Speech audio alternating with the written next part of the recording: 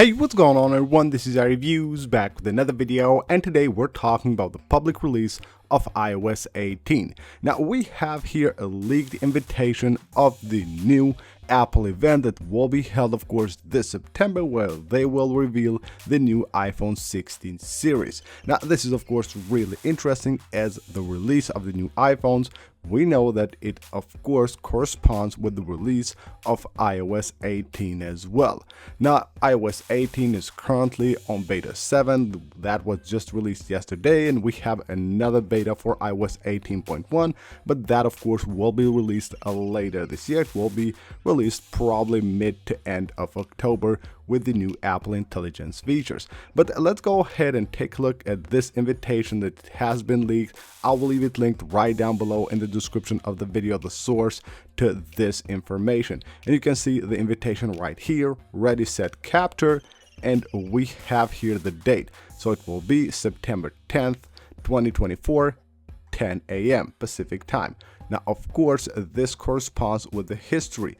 Usually Apple does this. They will be holding the event on a Tuesday as usual at the beginning of September.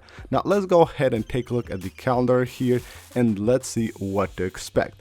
Well, it will be right here. The 10th of September will be the date of the event, and that date we will also get the RC version of iOS 18, which means that that will be the last beta that will be released to devs before we get the new iOS 18 released to the public.